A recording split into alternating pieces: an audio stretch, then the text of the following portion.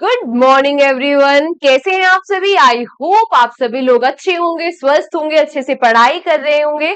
मैं निकिता चौधरी स्वागत करती हूँ आप सभी का हमारे एग्जाम जर्नी परिवार में। और आज क्या है? आज क्या है? मंडे तो है ही, लेकिन मंडे के साथ क्या है? आज रक्षाबंधन।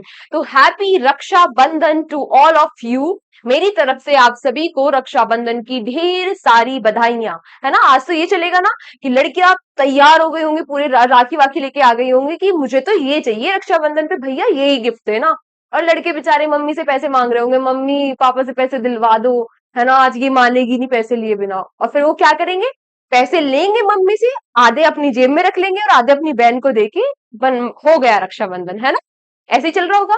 लेकिन रक्षाबंधन पे मैं आप सभी लोगों को बस एक बात कहना चाहूंगी। क्या बात? आप देख ही रहे होंगे क्या चल रहा है पूरे देश में। और ये तो सिर्फ वो 0.1% केस है जो मीडिया के सामने आ जाते हैं। इसके अलावा जो 99.99 ऐसे केस है जो सामने ही नहीं आ पाते, जिनका कभी खुलासा ही नहीं हो पाता, जिनमें आरोपी को सजा मिल ही नहीं पाती, इवन आरोपी पता भी नहीं चलता कि कौन है ना। ऐसे 99.99 केस है जो आज तक भी दबे हुए हैं। मैं बात कर रही हूँ कोलकाता में जो केस हुआ है, उत्तराखंड में जो केस हुआ है। बहुत ही दर्दनाक चीज है। आई नो हमारे एग्जाम जर्नी परिवार में जितने भी लड़के हैं वो सब गुड मैन है, वो ऐसी हरकतें नहीं करते हैं। वो ऐसी हरकतें इन द सेंस कि वो किसी लड़की को, अगर कोई लड़की रास्ते में जा रही है और वो दो तीन लोगों के साथ है, अपने दोस्तों के साथ है, तो वो उसको छेड़ कर या कुछ भी उल्टी सीधी बातें बोलकर कूल नहीं बनते हो ना आप सभी लोग। आई नो कुछ लोग बनते होंगे, लेकिन जो लोग बनते हैं उन्हें आज से कूल, ये सब करके कूल नहीं बनना है, क्योंकि ये सब करके कूल नहीं बन रहे हो। पहली बात, आप अपने ऊपर तो सवाल उठवा ही रहे हो कि कैसा बदतमीज लड़का है, उसके अलावा आप अपने माँ बाप की परवरिश पर भी क्वेश्चन करवा रहे हो कि क्या सिखाया है, यही सीखा है। तो ऐसी हरकतें नहीं करनी है। जो दोस्त या जो भी साथ वाला या जो खुद आप कहते हो कर रहे हो ये चीजें, आज से ये चीजें नहीं करनी है। क्योंकि इतना मतलब जो कोलकाता में हुआ है, जो उत्तराखंड में हुआ है, जो आए दिन कहीं ना कहीं होता रहता है देश के किसी ना किसी कोने में, सिर्फ वो ही हर्टिंग या टॉर्चरिंग या फिर गलत चीज नहीं है जो ये आप कर रहे हो ना, रोड साइड जाके या फिर स्कूल में, कॉलेज में, बस में, कहीं भी। तो ये हरकतें नहीं करनी है। आई नो बहुत सारे गुड मैन होते हैं, बहुत सारे अच्छे लोग होते हैं, अच्छे लड़के होते हैं जो ऐसा काम नहीं करते। और अगर आपने आज तक ऐसी कोई भी हरकत करी है या आप करते हो या आप कूल समझते हुए करके, तो ये काम आज से आपको नहीं करना है। क्योंकि क्योंकि एक दिन स्टेटस लगा के ये कह देना किसी इसकी गलती है, उसकी गलती है, नर्क में जाना चाहिए, ये होना चाहिए, वो होना चाहिए, ये सारी चीजें एक तरफ है। क्या आपने कभी, अगर आपको ऐसा काम कभी करना ही नहीं है, आपको उसका 0.1% भी नहीं करना है। ठीक है? जैसे आप आज रक्षाबंधन पे अपनी बहन को प्रॉमिस करोगे उसकी प्रोटेक्शन करने की, उसकी रक्षा करने की, जब आप अपनी बहन के साथ कहीं भी मार्केट में निकलते हो तो आप बिल्कुल ऐसे निकलते हो कि मजाल है कोई कुछ कह जाए, है ना।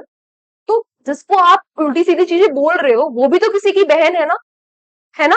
तो जैसे आप अपनी बहन को रिस्पेक्ट देते हो, ऐसे ही सामने वाले इंसान को भी रिस्पेक्ट देनी है। क्योंकि as a girl I can feel ये छोटी छोटी चीजें इतनी ज्यादा हर्टिंग होती है ना कि पूछो मत, है ना।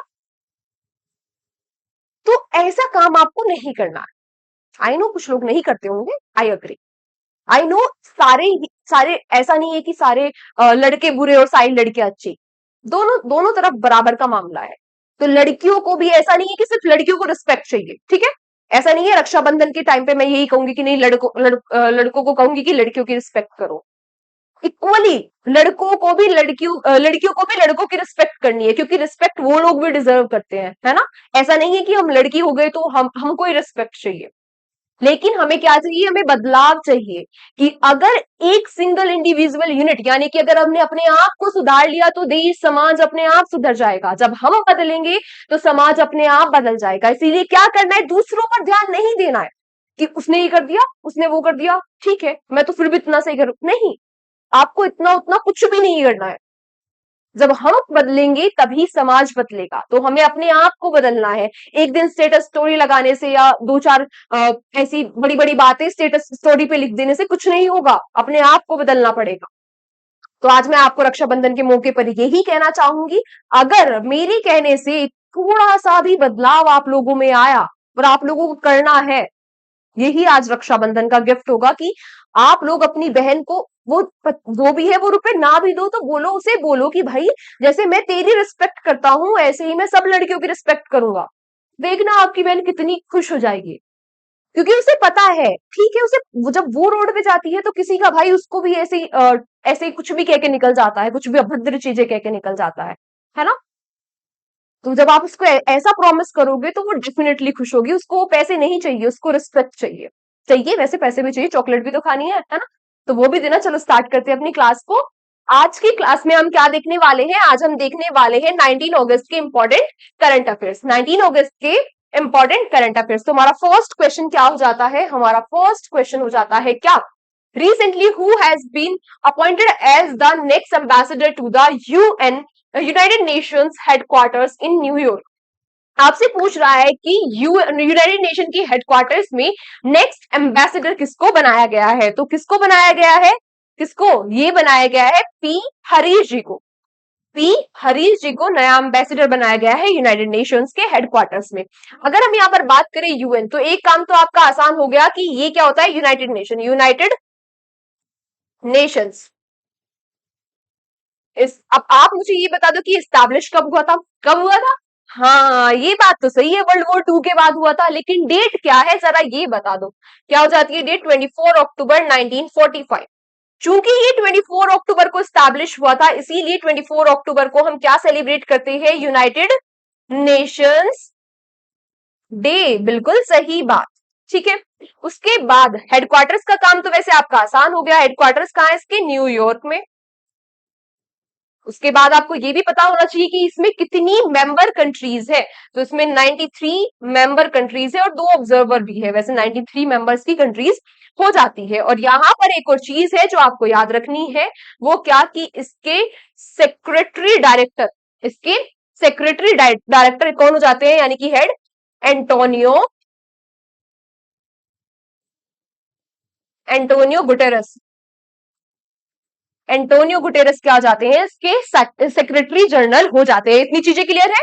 एम्बेसडर किसको अपॉइंट कर दिया गया है, एम्बेसडर अपॉइंट कर दिया गया है किसको, पी हरीश जी को। नेक्स्ट क्वेश्चन पे चलते हैं। नेक्स्ट क्वेश्चन क्या हो जाता है, recently which airport in India become the first to achieve zero carbon emission status. Zero carbon emission status को अचीव करने वाला भारत का पहला एयरपोर्ट कौन सा बन गया है, तो ये बन गया है कौन सा, आईजीए, आई। अब इसकी फुल फॉर्म क्या हो जाती है, आईजीआईए की क्या हो जाती है, हाँ हाँ बोलो बोलो क्या हो जाती है, हाँ बिल्कुल सही बात है, एक आधे बच्चे को याद है, क्या हो जाती है, इंदिरा गांधी इंटरनेशनल एयरपोर्ट। और ये जो इंदिरा गांधी इंटरनेशनल एयरपोर्ट है, ये क्या बन गया है, जीरो कार्बन एमिशन स्टेटस इसने अचीव कर लिया है, यानी कि शून्य कार्बन उत्सर्जन करता है ये एयरपोर्ट। कहां पर हो जाता है ये एयरपोर्ट, दिल्ली में। कहां पर हो जाता है, दिल्ली में हो जाता है। अब आप लोग जरा मुझे ये बता दो, क्या बताओगे आप मुझे, कि हमारा टारगेट क्या है, कब तक है हमारा टारगेट, नेट जीरो एमिशन का, नेट जीरो कार्बन एमिशन का हमारा टारगेट कब कब का हो जाता है, कार्बन एमिशन हमारा मतलब इंडिया का, हमारे देश का, तो कब का हो जाता है, 2070, 2070 का हमारा टारगेट है कि भाई Bharat net zero carbon emitter बन जाएगा, यानी कि वो कार्बन एमिशन हमारे यहाँ नेट जीरो हो जाएगा, ठीक है। उसके बाद आप मुझे ये बता दो कि कल की क्लास में ही शायद हमने पढ़ा था कि पहला पहला नॉर्थ और सेंट्रल इंडिया का पहला पहला पावर प्लांट लगा दिया है, कौन सा, सोलर पावर प्लांट। किसके ऊपर, पानी के ऊपर सोलर पावर प्लांट लगा दिया है, कहां पर, ये हमने पढ़ा था ना, एमपी में, मध्य प्रदेश में, मध्य प्रदेश के भी ओमकारेश्वर में। और इसकी जो इसकी कैपेसिटी है वो कितनी है, 90 मेगावाट इसकी क्या हो जाती है, कैपेसिटी का ये सोलर पावर प्लांट लगा दिया है, कहां पर, मध्य प्रदेश में। क्लियर इतनी चीजें, अच्छा ठीक है। इसके बाद जीरो एमिटर बन गया है इंदिरा गांधी इंटरनेशनल एयरपोर्ट, ये भी हमें पता है। अच्छा एक और चीज मुझे वैसे यहाँ पे याद आ रही है, चलो पढ़ ही लेते हैं, क्या कि हमने पढ़ा था कि एक स्काईटेक्स अवार्ड दिया गया है, जो फर्स्ट मतलब जो वर्ल्ड में सबसे अच्छी एयरपोर्ट है, सबसे अच्छी एयरपोर्ट है, उसको क्या दिया गया है, अवार्ड दिया गया है स्काईटेक्स के नाम से। तो फर्स्ट फर्स्ट वर्ल्ड में फर्स्ट नंबर पर जो एयरपोर्ट है वो कौन सी हो जाती है? कतर एयरलाइंस,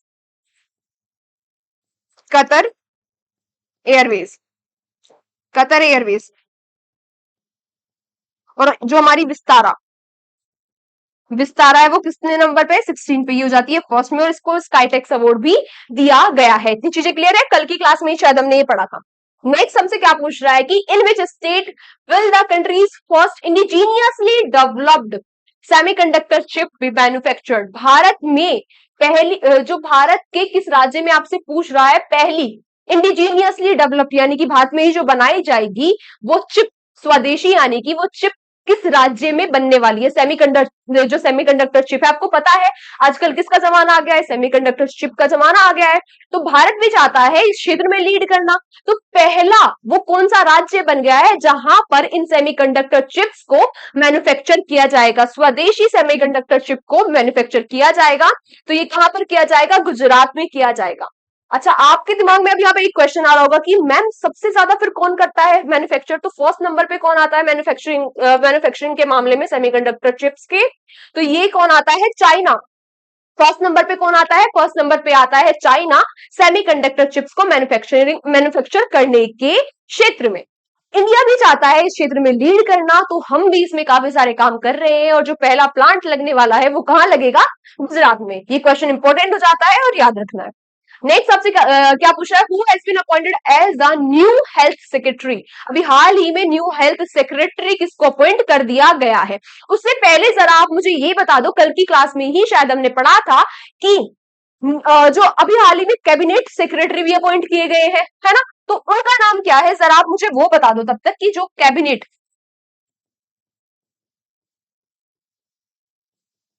सेक्रेटरी भी अभी अपॉइंट किए गए हैं, उनका नाम क्या है? तब तक आप मुझे ये बता दो। तो क्वेश्चन का आंसर क्या हो जाता है? अभी हाल ही में नई हेल्थ सेक्रेटरी किसको अपॉइंट किया गया है, यानी कि नई स्वास्थ्य सचिव किसको अपॉइंट किया गया है? ये अपॉइंट किया गया है किसको? पूर्व चंद्र जी के बाद पनाया सेलीला श्रीवास्तव को। पूर्व चंद्र जी के बाद पनाया सेलीला श्रीवास्तव जी को, यानी कि इन्होंने किसको रिप्लेस किया है? इन्होंने रिप्लेस किया है अपूर्व चंद्र जी को। उसके अलावा जो राजेश कुमार जी हैं ये बन गए हैं डिफेंस सेक्रेटरी। डिफेंस सेक्रेटरी कौन बन गए हैं? राजेश कुमार जी। और के श्रीनिवास जी बन गए हैं क्या? सेक्रेटरी बन गए हैं। ये किसके? ये बन गए हैं मिनिस्ट्री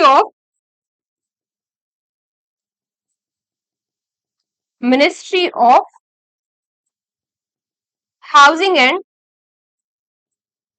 अर्बन अफेयर्स के, अर्बन अफेयर्स के ये सेक्रेटरी बन गए हैं। क्वेश्चन मैंने आपसे क्या पूछा? क्वेश्चन मैंने आपसे पूछा कि कैबिनेट सेक्रेटरी कौन बने हैं? तो ये कौन बने हैं? टीवी सोमनाथन जी, सोमनाथन जी, टीवी सोमनाथन जी बन गए हैं नए कैबिनेट सेक्रेटरी हमारे भारत के। ठीक है, इतनी चीजें क्लियर है? नेक्स्ट क्वेश्चन आपसे क्या पूछ रहा है? नेक्स्ट क्वेश्चन पूछ रहा है what is the urban unemployment rate in India quarter one financial year 2025? तो क्वार्टर वन फाइनेंशियल ईयर जो 2025 होने वाला है उसके क्वार्टर वन में आपसे पूछ रहा है कि इंडिया की जो अर्बन यानी कि शहरी क्षेत्रों में जो बेरोजगारी है उसकी दर कितनी रहने वाली, कितना परसेंट वो रहने वाला है? तो ये कितना रहने वाला है? 6.6%। कितना? 6.6%। ठीक है, इतनी चीजें क्लियर। अच्छा, बेरोजगारी से मुझे एक स्कीम याद आ रही है, आपको भी याद आई? याद आई? लाड़का भाव योजना। लाड़का भाव योजना किसकी थी ये स्कीम? किसकी थी ये योजना? हाँ हाँ, बोलो बोलो, किसकी? हाँ मैम, इतने दिन पहले पढ़ाया था, भूल गए हम तो। किसकी थी? महाराष्ट्र की। नालायक हो तुम सारे के सारे। महाराष्ट्र की स्कीम थी। इसमें क्या कर रही थी वो लोग जो अनएम्प्लॉयड यूथ है उसको ट्रेन भी कर रहे थे, उनको पैसे भी दे रहे थे, है ना? पढ़ी थी ना ये स्कीम हमने? नेक्स्ट क्वेश्चन आपसे क्या पूछ रहा है? India and which country have launch a joint project to set up a centre water technology at the Indian Institute of Technology IIT Madras? आपसे पूछ रहा है इंडिया और कौन सा देश है जो जिन्होंने एक जॉइंट प्रोजेक्ट जो स्टार्ट कर रहे हैं, किसके लिए? सेंटर ऑफ वाटर टेक्नोलॉजी के लिए एक ज्वाइंट प्रोजेक्ट स्टार्ट कर रहे हैं। कहां पर? हमारे आईआईटी मद्रास में। आईआईटी मद्रास कहां पर हो जाता है? तमिलनाडु में। तमिलनाडु में जो सेंटर ऑफ वाटर टेक्नोलॉजी ये प्रोजेक्ट को लॉन्च कर रहे हैं साथ मिलकर। तो कौन सा देश हो जाता है? एक तो भारत हो गया, तो भारत के साथ कौन मिल रहा है? इजराइल। भारत के साथ कौन मिल रहा है? इजराइल। ओ, मुझे आपको हिंट देना चाहिए था, है ना? चलो तो कोई बात नहीं, उल्टा कर लेते हैं आज। अब आप इसके बारे में जो भी आपको याद आ रहा है वो बताओ मुझे फटाफट से। पहला तो क्या हो जाता है कि इजराइल की कैपिटल क्या है? इजराइल की कैपिटल क्या है? इजराइल की कैपिटल हो जाती है जेरूसलम। करेंसी क्या हो जाती है? करेंसी क्या हो जाती है? न्यू शक्ल। न्यू शक्ल क्या हो जाती है? यहाँ की करेंसी हो जाती है। उसके अलावा आप सभी लोगों को पता होगा कि जब इजराइल जब इजराइल और हमास की वॉर हुई थी, जब इजराइल और हमास की वॉर स्टार्ट हुई थी, जो अभी भी चल रही है, भारत ने अपने भारतीय लोगों को वहां से वापस लाने के लिए कौन सा मिशन लॉन्च किया था? ऑपरेशन कौन सा ऑपरेशन लॉन्च किया था? ये ऑपरेशन पूछ लेता है, इनको याद रखना है। ऑपरेशन गंगा आज तक पूछ लेता है ना? कहाँ लॉन्च किया था हमने?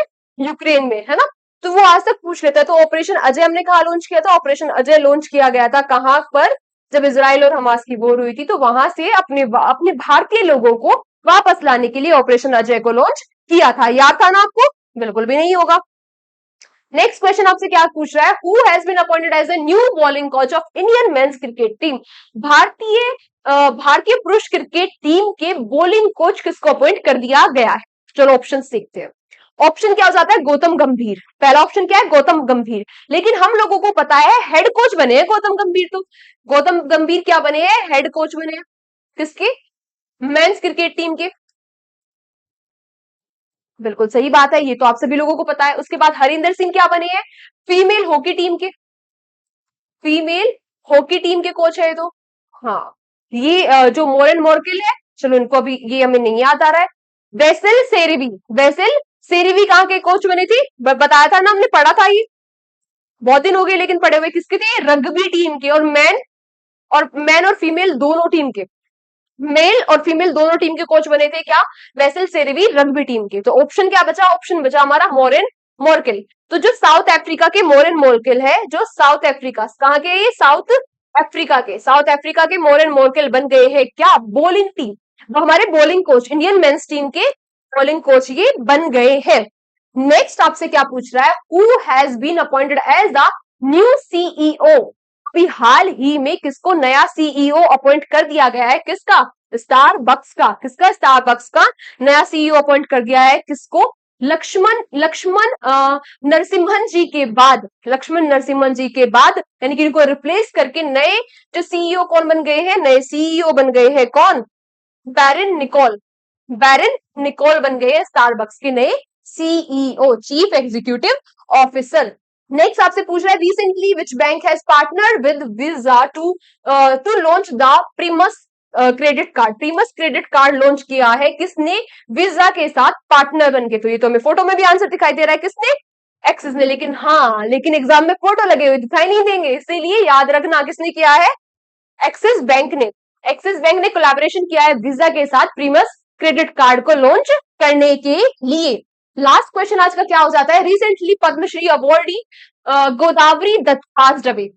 अभी हाल ही में पद्मश्री से इनको सम्मानित किया जा चुका है। किनको? गोदावरी दत्त जी को। इनका निधन हो गया है। आपसे पूछ रहा है कि ये किस क्षेत्र से रिलेटेड है? किस फील्ड से, क्षेत्र से ये रिलेटेड हो जाती है? तो ये किस क्षेत्र से रिलेटेड हो जाती है? ये संबंधित हो जाती है पेंटिंग से। किससे संबंधित हो जाती है? पेंटिंग से ये संबंधित हो जाती है। और कौन सी पेंटिंग से? तो ये संबंधित है किससे? मधुबनी मधुबनी पेंटिंग्स। ये संबंधित हो जाती है मधुबनी पेंटिंग से। अब आप लोग जरा मुझे फटाफट से ये बता दो कि ये जो मधुबनी पेंटिंग्स है, ये किस राज्य की है? किस राज्य की पेंटिंग है? किसकी? हाँ, हमारे बिहार की। बिल्कुल सही बात। और मिथिला, मिथिला भी एक इंपॉर्टेंट पेंटिंग हो जाती है। मिथिला भी इंपॉर्टेंट पेंटिंग हो जाती है बिहार की ही। तो ये आपको याद रखना है। इनको पद्मश्री किस साल दिया गया था? 2019 में इनको पद्मश्री से सम्मानित किया गया था। आज क्या है? मंडे। आज है मंडे, तो आज की रिवीजन क्लास तो नहीं होगी, क्योंकि रिवीजन के क्वेश्चन हमने सब कल कवर कर लिए। तो आज के क्वेश्चन हमारे यहीं तक थे। Thank you so much everyone, हमारे साथ सेशन में एंड तक बने रहने के लिए। पीडीएफ कहाँ मिल जाएगी? हमारे एग्जाम जर्नी के टेलीग्राम चैनल पर आपको पीडीएफ मिल जाएगी। ठीक है, आज की क्लास को हम यहीं तक रखते हैं। कल के सेशन में आप सभी लोगों से फिर से मुलाकात होगी। जो मैंने आपको स्टार्टिंग में समझाया है, आज मैंने जो 3-4 मिनट लेकर क्लास की आपको जो चीजें समझाई है वो बहुत ही इंपॉर्टेंट है। पढ़ाई होती रहेगी, सारी चीजें होती रहेंगी, लेकिन ये चीजें सीखना, ये चीजें सीखना कि हमें एक दूसरे की रिस्पेक्ट करनी है, ये बहुत ही जरूरी है, ये समाज में बदलाव लाने के लिए जरूरी है। तो इसीलिए आज से ही, आज पीछे आपने जो भी किया छोड़ दो, है ना? अगर आप उसके लिए ठीक है, रिग्रेट होना चाहिए, लेकिन आज के बाद से आप ऐसी कोई भी हरकतें नहीं करोगे, ठीक है? और लड़कियां भी लड़कों की रिस्पेक्ट करेंगी और लड़के भी लड़कियों की रिस्पेक्ट करेंगे, यही बेस्ट गिफ्ट होगा आई थिंक रक्षाबंधन के लिए। तो आज सभी को ये बात ध्यान रखनी है। बाकी आप सभी लोगों से कल के सेशन में मुलाकात होगी, तब तक अच्छे से अपना रक्षाबंधन सेलिब्रेट कीजिए, थोड़ा सा रिवीजन कर लेना, है ना? रिवीजन भी जरूरी है, तो आज क्लास देख लेना, इसके बाद रिवीजन तो जरूर कर लेना, भले आपको शाम को टाइम मिले। कल के सेशन में आपसे फिर से मुलाकात होगी, तो अपना ध्यान रखिए। अच्छे से पढ़ाई तो आज आप नहीं करेंगे, अपने बड़ों को सम्मान दीजिए, अपने छोटों को प्यार दीजिए। जय हिंद, जय भारत।